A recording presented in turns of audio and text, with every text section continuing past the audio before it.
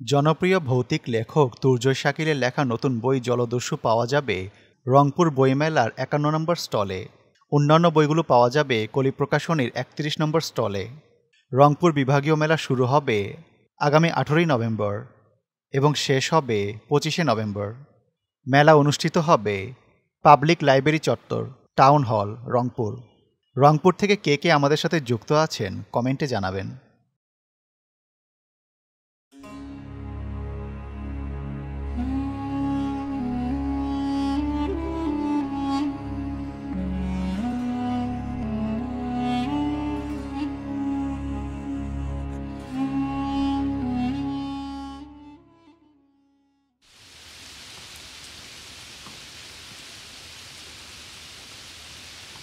বৃষ্টি ভেজা এক রাতে আমি ও আমার এক বন্ধু খালিদ ছাতা হাতে বাসায় ফিরছিলাম। চেনা পরিচিত পথ, তবুও এই বৃষ্টিতে তা হয়ে গেছে কঠিন কর্দমাক্ত। পথ দেখে চলতে হচ্ছে, নতুবা যে কোনো সময় খানাখন্দে পা পড়লেই কেল্লা ফতে। ও হ্যাঁ, কেল্লা। আমাদের এই পথের এক ধারে সামনে একটা কেল্লা পড়বে, বেশ পুরনো সেটা, কম করে হলেও ব্রিটিশদের সময়কার কিংবা তারও আগের। ছোটবেলায় দাদুর কাছে শুনেছি কেল্লাটা নাকি তেমন একটা ভালো না। আমি ভাবতাম, কই, দেখতে তো মন্দ না, তাহলে দাদু এই কথা কেন বলতো? তবে এখন আমি একটু একটু জানি কেল্লাটা রহস্যময়। রাত বিরাতে তার পাশ দিয়ে যেই গিয়েছে কোনো না কোনো সমস্যায় সে পড়বেই।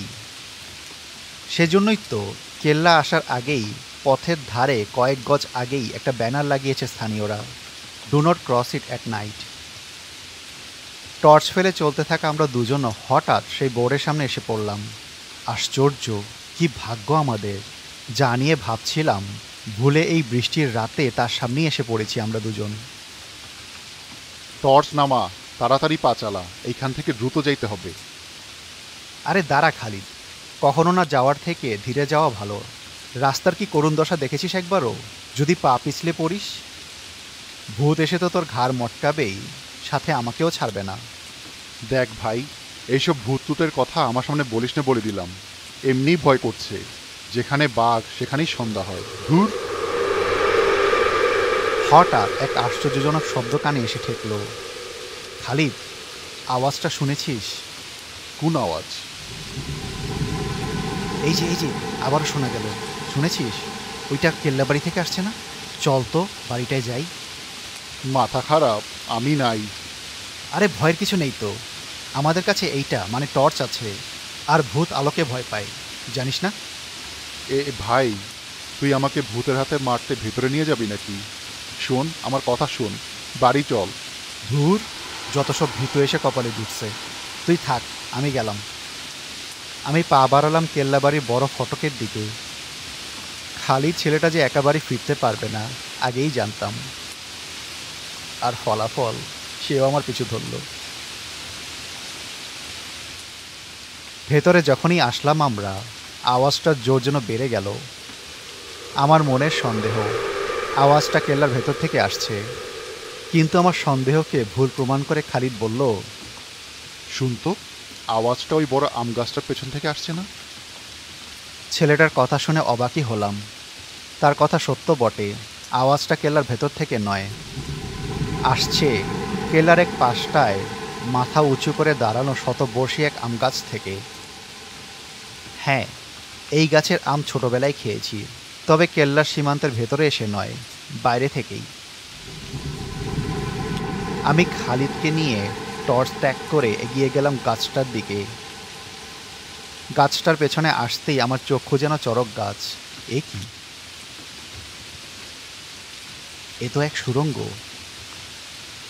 খালিদ ও আমি একে অপরের দিকে তাকালাম। ভেতরে কি থাকতে পারে ভাই? খালিদের ভয়টা কেটে গেছে। সেও বোধহয় আমার মতো এই সুড়ঙ্গের রহস্য জানার জন্য উদ্গ্রীব। তা তো ভেতরে যাওয়ার পরেই জানা যাবে। টর্চ নিয়ে দুজনে চলে গেলাম সুড়ঙ্গের ভেতরে। নাকে খুব বিচ্ছিরি কিছু গন্ধ এসে লাগলো। বোঝাই যাচ্ছে হয়তো কোনো ইঁদুর বেজি মরে পচে আছে।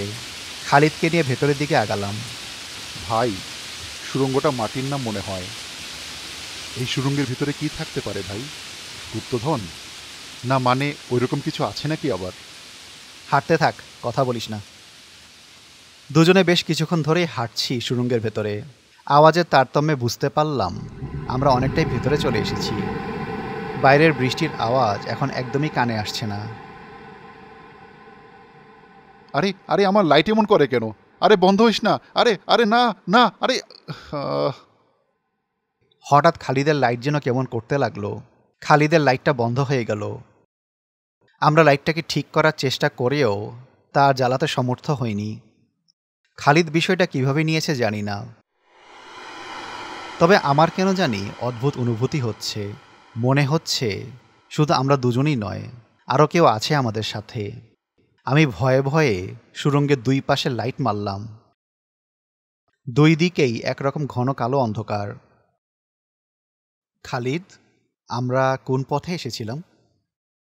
খালিদ তার নষ্ট লাইট থেকে মনোযোগ সরিয়ে আমার দিকে তাকালো। তারপর দেখল সুড়ঙ্গের পথের দুই দিকে। সে আমার দিকে তাকালো বিস্মিত চোখ নিয়ে।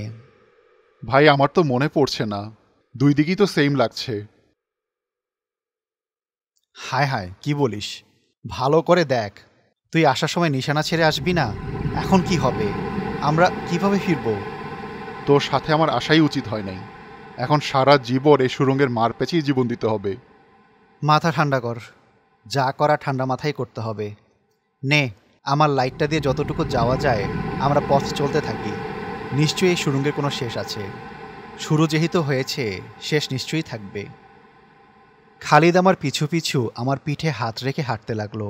আমি টর্চের আলোয় পথ দেখে চলতে লাগলাম। হাঁটতে হাঁটতে এক পর্যায়ে আমাদের সামনে পড়ল এক মরা কুকুর। রক্ত মাংস কিছুই নেই, পড়ে আছে শুধু কুকুরের কঙ্কাল। ভয়ে কপাল বেয়ে ঘাম ঝরতে শুরু করলো। এই দিকটায়, তার মানে ভেতর দিক। না, তাইলে এদিকে নয়, পেছনের দিকের পথে চলতে হবে আমাদের। আমরা ঘুরে পেছনের পথ ধরলাম। এইবার নিশ্চয়ই আমরা এই সুড়ঙ্গ থেকে বের হয়ে যেতে পারবো। কিন্তু সবচেয়ে বড় চমক তখনও বাকি ছিল আমাদের জন্য। হাঁটতে হাঁটতে হঠাৎ সুড়ঙ্গের মধ্যেকার দুর্গন্ধটা বিকট আকার ধারণ করল। গন্ধে যেন টিকে থাকা দায়। কিছুটা এগোতেই চোখে পড়ল সে ভয়ানক দৃশ্যটি। একটি ক্ষতবিক্ষত অর্ধকঙ্কাল, একটি মানুষ সুড়ঙ্গের মাঝে পচে মরে পড়ে আছে। খালিদ তো আরেকটু হলেই বমি করে দিত। ভয় পেয়েছিলাম খুব।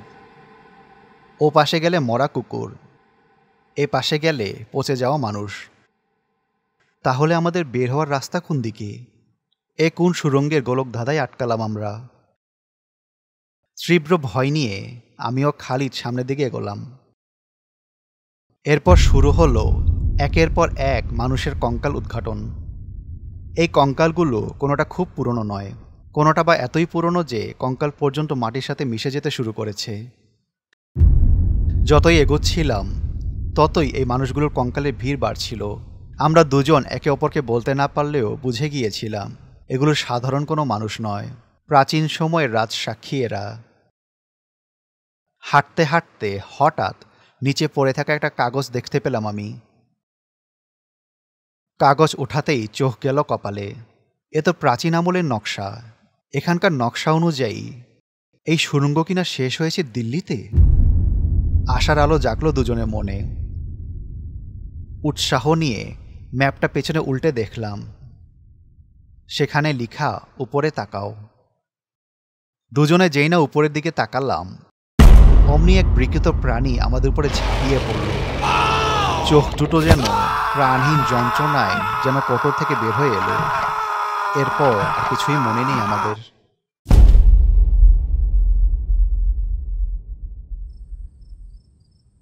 এক জ্যোৎস্না রাতের বেলায় পথের ধার দিয়ে ফিরছিল গ্রামের দুই মধ্যবয়সী ব্যক্তি। খোশ গল্প করতে করতে তারা কখন সেই কেল্লা বাড়িটার সামনে এলো টেরই পেল না। আর তখনই হঠাৎ তাদের কানে ভেসে এলো এক রহস্যময় আওয়াজ। কেল্লা থেকে নয়, এই আওয়াজটা আসছে কেল্লাবাড়ির সুড়ঙ্গ থেকে।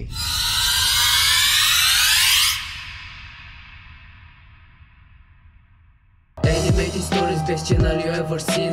Animated stories, you are in a horror dream. Animated stories, you just take the bloody cream. Go and get the popcorn and you're ready for the horror team. Animated stories, best channel you ever seen. Animated stories, you are in a horror dream. Animated stories, you just take the bloody cream. Go and get the popcorn.